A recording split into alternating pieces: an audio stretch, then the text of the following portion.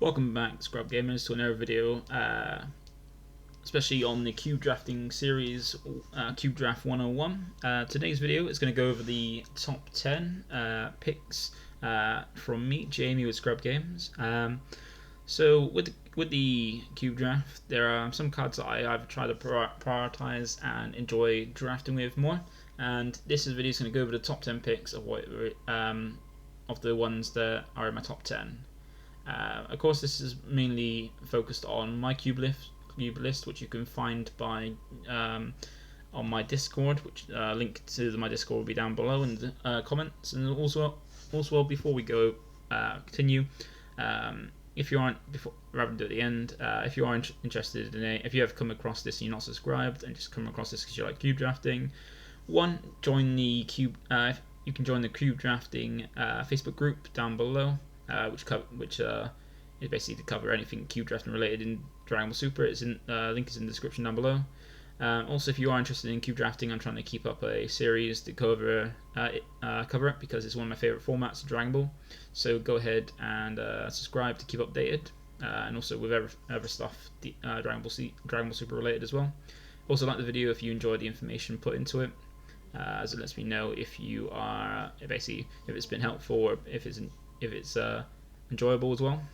And lastly, comment down below if there's any questions you want to ask or anything you feel I haven't covered in any of my videos, and I'll do my best to reply back and answer them. Because most of the time, if I've so far any comment I've received that has a question, I've answered it as quick as possible and as best as I can, and even had some conversation through the comments as well.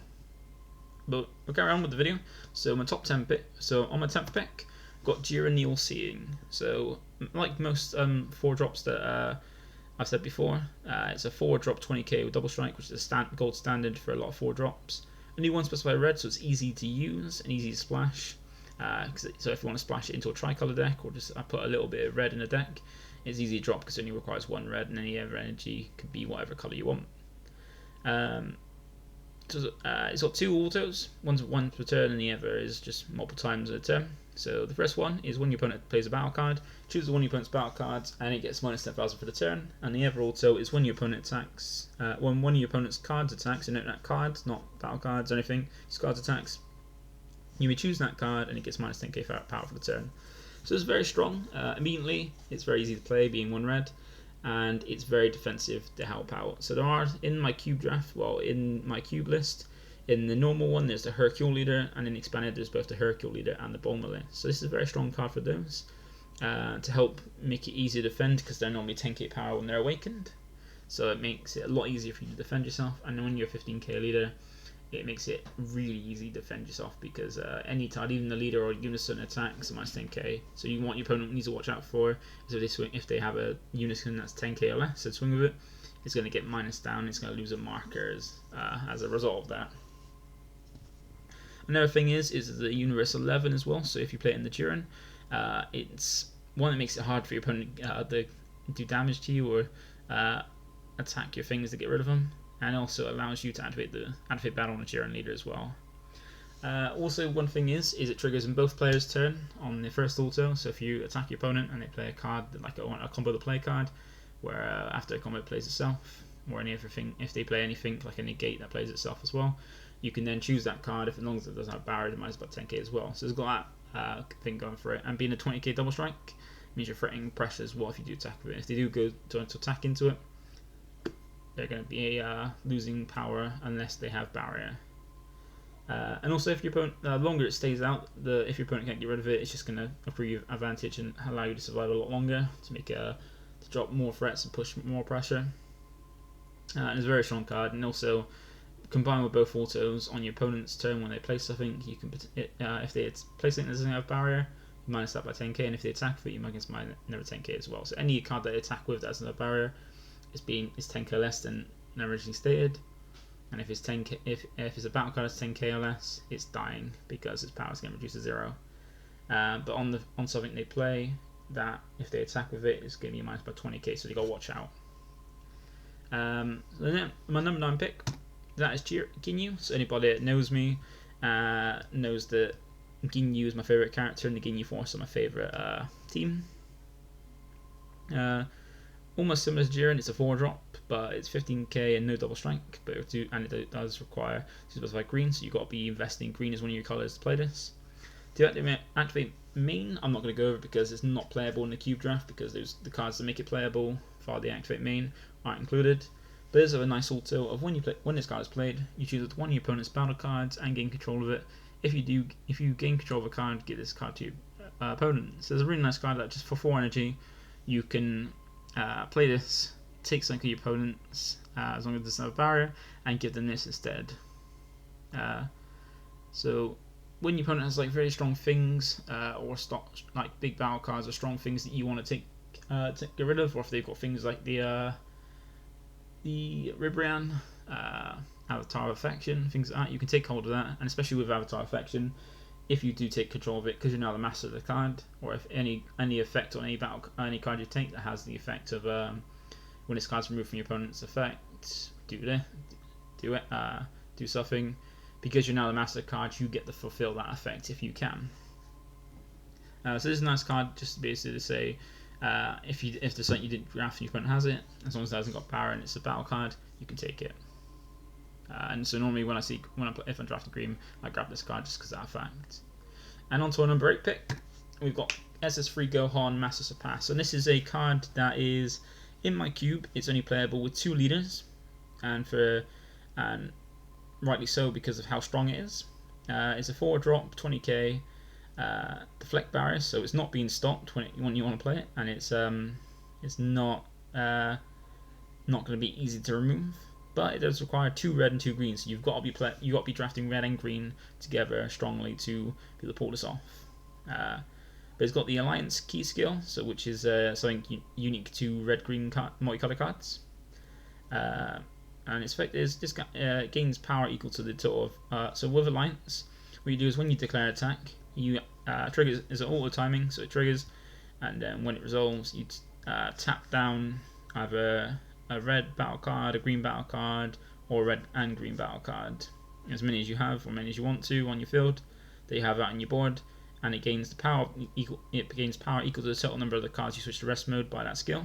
And then if your leader card is a mono red Saiyan card, which as I said is only 2 in my cube, you deal 1 damage to your opponent, and until the start of your next turn, your opponent can't play battle cards with 20,000 power or less unless they place 1 card from their life in the drop each time. So this puts a condition on your opponent where they're critting a life if they want to play anything 20k or less, which if your opponent has a board, that's not really going to be that difficult to get rid of.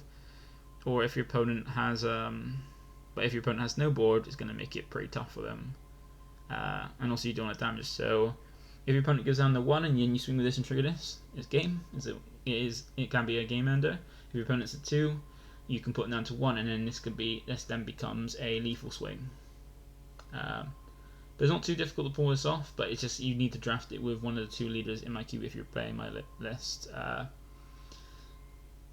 One good thing as well is the way to make sure you've gotten a target for it. Just in case you have nothing on board, on turn 5 you can cast Zarbuto, which has easier conditions because it only requires 2 green, whereas this requires 4 specific energy.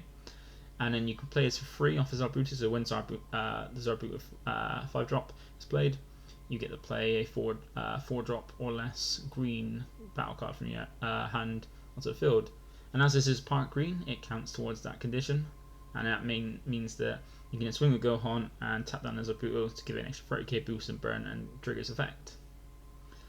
But just in general, this is a very strong card. Like there have been times where there's been a time when I was keep drafting before, where I made a risk to try and get this with the leader, and sadly it didn't pan out.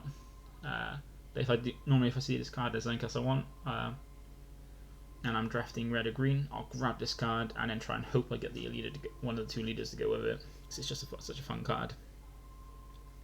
But on to our 7th pick, we've got the Frieza Double-Edged Sword and Frieza Emperor of Universe 7. Now this is a combination that I like to grab if I have a yellow leader, just because the Frieza Emperor of Universe 7 requires a yellow leader for one of its effects. So Frieza Emperor of Universe 7 is a card back from the really old set of Tournament of Power. Right, it's a 7-drop, but so you can cast it on turn 7 when you charge the 7th energy, or you can out cheaper with the X-Evolve, which is for 1 energy you place 1 Universe 7 card from your hand in your drop area, which is quite a few in the cube, and you play it on top of a Universe 7 Freezer with energy cost of 5 or more, which is what Freezer double-edged sword is.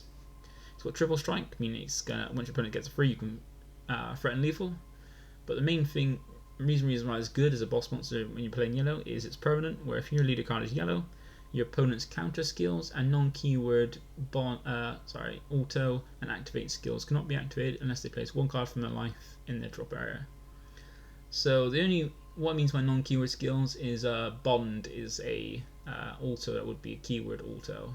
So any skills that have Bond in them, this won't affect, but any just normal autos, this will stop. So this means that you put some pressure on your opponent if they haven't activate any skills, well, most of their skills. They can't unless they crit life, and if you get your opponent down to 1, if you pressure them hard and put them down to 1, it just means that they have no effects until they get rid of this, and unless they get run over at a battle, they're not getting any skills at all, and if they activate any skill, they're dead. This is a nice way to finish as well. And being triple striker, 30k is a strong finisher. And the way you can play it out cheaper, and why this combination is good, is because you can evolve the 7-drop Freezer Emperor of Universe 7 on top of Freezer double-edged sword for 1 energy, and you can do it for a maximum of 5 or potentially 4 if you can awaken and untap the energy that turn. Just because with the 5-drop Freezer, it's got a permanent of it, can't be played from any area by skills except its own, so you can either hardcast it or play it by its own effect. And his own effect to play it is his first activate main for 4 energy, so you got to tap 4, so it's going to cost 4 minimum. You choose one of your battle cards, and one of your opponent's battle cards, the chosen cards gets minus 25k power for the turn, then you play this card from your hand. So it's removal as well as playing itself as a 20k card. But not only is that strong and play it out for cheaper, but it's also got a way to recur it if you do lose it. So if your opponent mills it, crits it from your life, or say that out, or you have to use it to combat of an attack. It's got Zero activate main, which is choose 1 Universe 7 card in your hand, which is a lot of in my cube. Place it in your drop area and discard back from your drop to your hand. So if you do lose it, you can grab it back as long as it's not warped. And yeah, normally from turn 5, if you have them together and you're playing yellow, you can drop this, or even turn 4 if you can untap an energy as well, which I think some of the cards do. And also being colorless as well. Even if you're not playing any red cards or any yellow cards in your already yellow leader, you can still play this because both the effects to play. The Freezer double-edged sword is colorless, and the X-Evolve is also colorless for the 7-drop. So if you're drafting yellow and you come across both these cards at a time, and have a yellow leader, I recommend grabbing those because with some Universe 7 cards, because they're very strong cards, and even with the Universe 7 cards, they span quite a few different colors and can be helpful as well in that.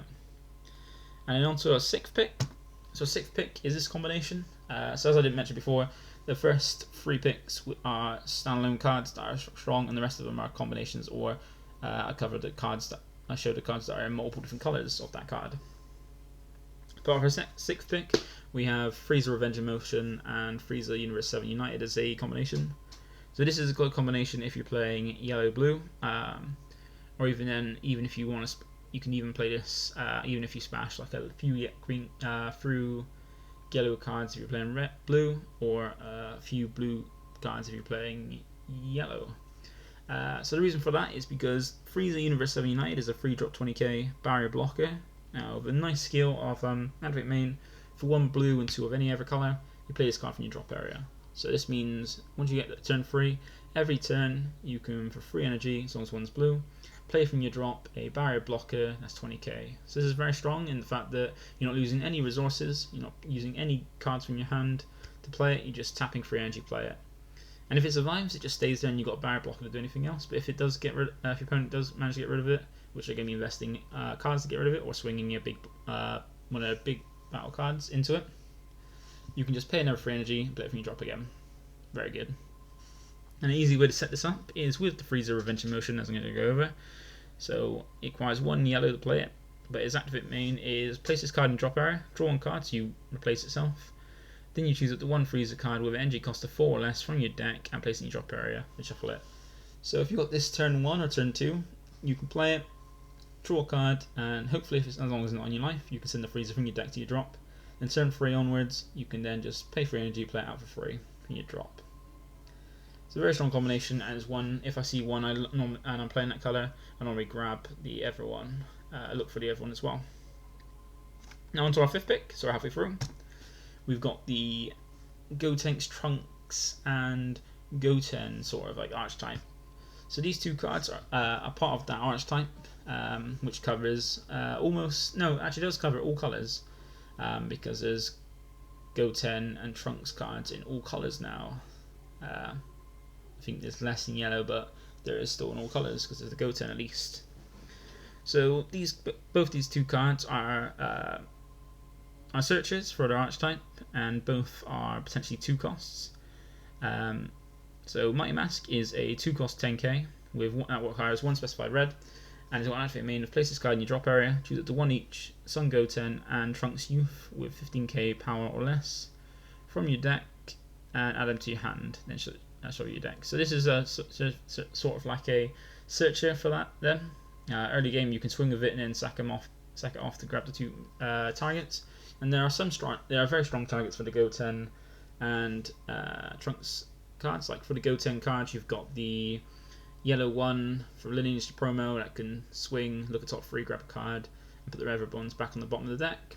You got the one in green where you can discard up to 2 cards and then draw that many cards from the top of your deck, so you can get up for stuff and drop. And you even got the Inset 12 that I'm going to add, as well as Super Combo Goten as well. And then for the Trunks, you've got some good ones in green. Like you've got the Wielder of the Sword, which is a free drop. When you play it from your hand, you draw a card, and it's dual attacker. And if it gets removed by a skill, you can discard a card to add it back to your hand from your drop. You've got the one in blue that if your leader's blue, when you combo it, you untap an energy during your turn. And then for both colours, for both of them, you've got the Tiny Rivals as well, which is a good search. So if you play this turn 2, you can swing, sack it off, grab back both the Tiny Rivals, you draft them. Then turn 3, play the Gotenks as barrier, and turn 2, play Trunks, and then you have 2 20ks that both have double strike, and one has crit and one has barrier, that are 20k until one of them leaves, which is going to be quite difficult. And the Gotenks does the same thing in the searching, but it's a 4 cost, 20k for 2 blue, so you've got to be at least playing 2 blue for this, so you can play it. But the archetype allows for a tricolour deck, which is one of my favourite things, trying to try tricolour. Depending on how you build your deck, it can work quite well, or it can fall apart depending on how you draft it. But it's got critical, meaning that your opponent's either losing a life or they're comboing out a few cards just basically protect their life. And then it's got the active main similar to the Mighty Mask, where you base this card in your drop area, choose up to 1 of each Sun Goten and Trunks Youth from your deck and add them to your hand, then choose up to 2 of your energy and switch to active mode, then shuffle your deck. So that's what I mean by it's a pseudo 2 cost, because you play it for 4 and then after you sack it off to at least at the minimum untap 2 energy. So if you didn't find a Goten or Trunks, you can at least get 2 energy back. Like even if I don't get the Gotenks engine, I'm playing blue, drafting blue, I normally grab this because I can just still go, as I said, turn 4, swing for crit, and it's up to energy, so I've got average dense or to play something else. These are some cards that I normally quite grabbed, especially if I'm playing the Trunks, Goten, and Gotenks archetype, which is one of my favourite archetypes in the cube. Now onto our fourth pick. We have Fully Trained Super Saiyan Son Gohan. Now here, this is mainly about that card. The Piccolos are mainly just the best options in my cube that you can bring out of it. So what I mean by that is Gohan is a 4 cost 20k double strikes at the golden standard for 4 drops normally, and it's got an auto. And when you play this card, you can choose up to 1 Piccolo with an energy cost of 3 or less from your deck and play it and shuffle your deck. So next to it, sorry, not to me, there's the 3 best options I have in my cube, and they're very strong options as well. They're all 3 drops, and that's all that Gohan requires. So turn 4, you can get turn 4 for 3 energy as long as you're playing green, because it requires 2 green, so you've got to make sure that's one of your main colours that you're drafting. You can get 7 cost of energy, and if you go for the green yellow, that's good for successor, or even green blue, good for a good combination as well. So with the first one, we got the Piccolo skill loss 30k, so it means for 4 energy, you get a 20k double strike and a 30k single strike, which is very strong. That's a good amount of pressure. But if you don't get that, you got the Focus Mind Piccolo. Focus Mind Piccolo is a barrier blocker, 15k, and a permanent where during your opponent's turn, if you have 4 or more energy, it gains 5k power. So if you play off the go 10, you're gonna have 4 energy, so that's gonna be live. So it means you've got a 20k double striker. You play a 20k double striker, and then bring out a 20k barrier blocker to help block on your opponent's turn. Just swing for a 30k that's got barrier. 15k that's got barrier. Or if you don't get either of those two and you have the third option, it's Piccolo the Resolute, which is a 15k with an auto. When you play this card from your hand, choose up 2 of your opponent's battle cards with energy cost of 3 or less in rest mode and KO them. So this is very good. So if your opponent goes at you the turn before with some little free cost battle cards, on your turn you tap 4, you play this Gohan, and then you play the Resolute and use the effect, choose the 2 rest mode cards and KO them. So for 4 energy, potentially you can either get a minimum of 7 energy, which depending on the card combination could work really well, and you either get in all cases a 20k double striker, and either you can get a 30k extra swing, that's hard to get rid of, for 30k, a nice 20k barrier blocker if you need defense, or a 15k that helps clear your opponent's board of their battle cards, or providing successor support, or an extra 15k swing to apply pressure. So normally, if I'm drafting green, if I see the Gohan, I'll take that over most of the other cards.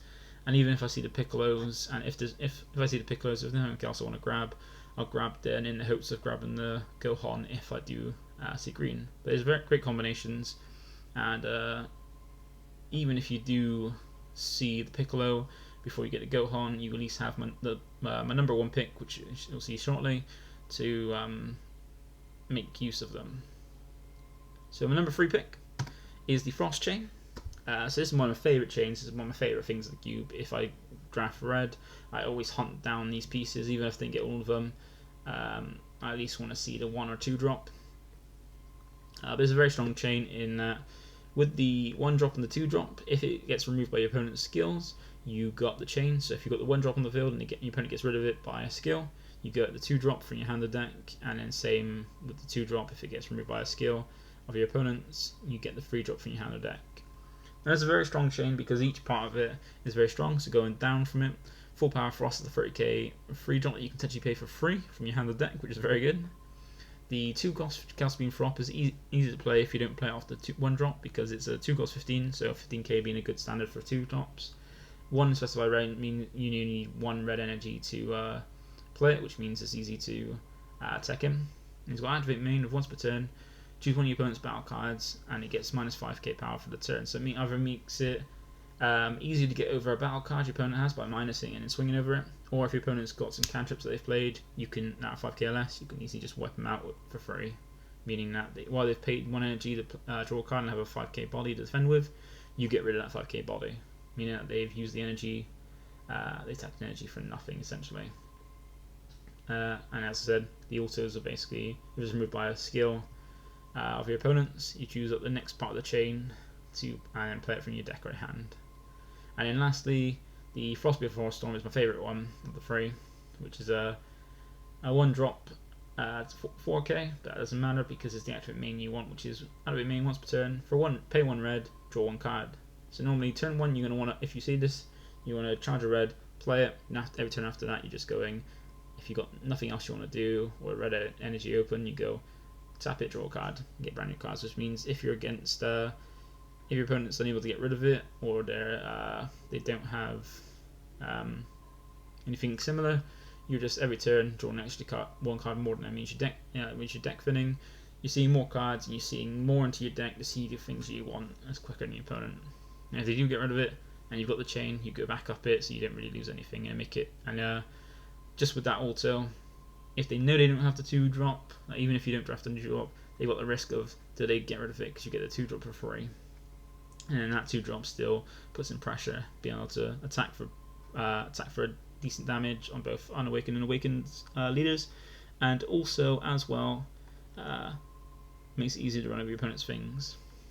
But our number 2 pick is the Combo the Play cards. So as you can see, each colour has one. You got Vegeta for red, Gohan for blue, Kawaii for green, and Frieza for yellow. And these are very strong cards, just because they're easy management and what you can use them defensively or offensively, and they each have the benefit.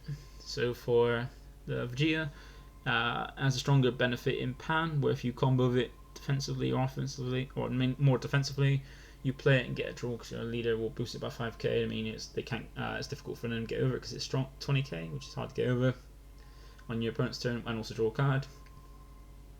Gohan with all the untapping blue has, you can play it. Play it with if you get a bean as well, just to defend your life. And basically, you're normally going to use in defensive and play 15k on your turn. With Kawaii, if you've got a healing pod, you get a draw from that because it goes to the drop and then play from your drop, which is very strong. And then with Frieza, it's very strong. You can combo defensively using Golden Frieza, play itself. Then in your turn, swing with it and sack it off for your leader's effect to untap 1 or 2, depending on which side you're on of your leader, and then draw a card. So they're very strong cards. So normally, if I see it early enough, if I see any of these early enough, if I see any of these cards, if I haven't got a leader yet, I'll take it. I'll normally take it in the hopes that if I do see a leader of that color, I have that very strong card, and at least it stops other people from having it of that color. Or if I got a color leader and I see the card that's the same color as my leader, I'll grab it because that's just a very strict. It's almost like a super combo in the fact that you're out comboing for 10k, even though it goes cost 1, but you're getting something out of it. So super combo, you get a draw back, and this you get to play a 15k body. And the only card that I'll pick over any of these are these 1-drops, the deck thinner, 1-drop deck thinners. So these ones are, as anybody who's played my cube draft, I normally always have these cards, at least one of them of the color that I'm playing.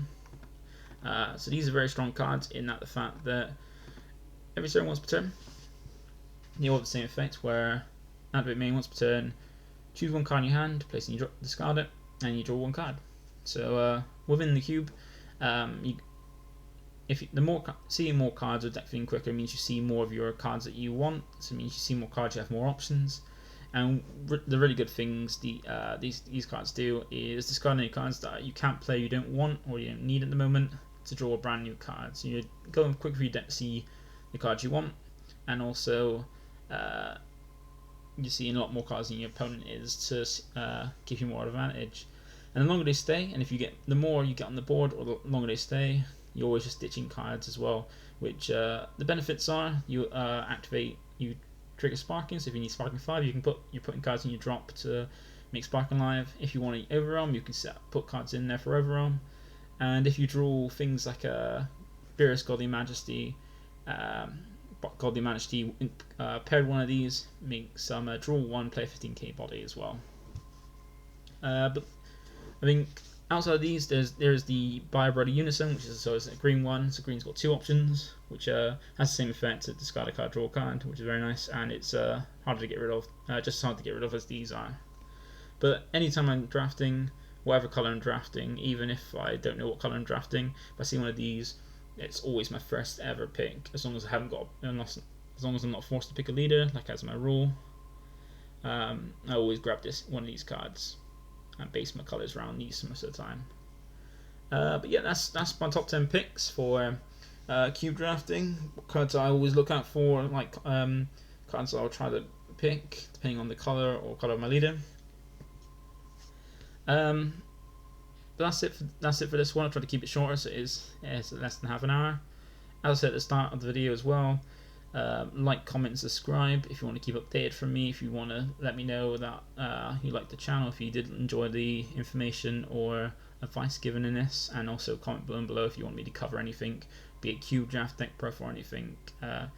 So what I want to try and do is do more videos covering gameplay as well. So I want to do some gameplay of cube drafting either on Untap or in person.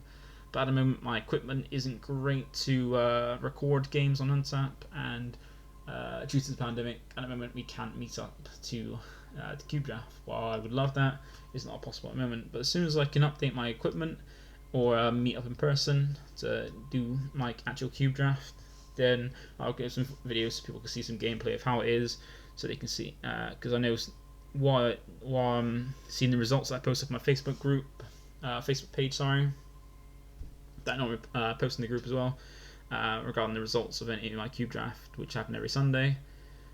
Sometimes watching games of how like some of the unique decks being played and stuff could be more enticing than just reading about it. But if you're interested in my cube draft Sunday, feel free to join. It's on 12 o'clock, so in the afternoon, 12 o'clock every Sunday. It was only last week we had on Saturday because quite a few of us were in the webcam event. It was the only day to make sure more of us could come, so everybody had the option to still play and still participate. And it's 12 o'clock in UK time, so GMT, just in case you're from a different region than I am. Thank you for watching. I hope this has been a helpful video and can help you when cube drafting, when making your draft to improve your skills in cube draft. And I hope you either, if you want to participate in my events or even join the cube draft group to join the discussion. But that's all from me today. I'll be back on Monday with another cube draft video, I think covering quite a few combinations, and I think maybe after that covering a different archetypes for the cube that I think is strong and good options. Once again, this is all from me today, and I'll see you in the next video. Bye for now.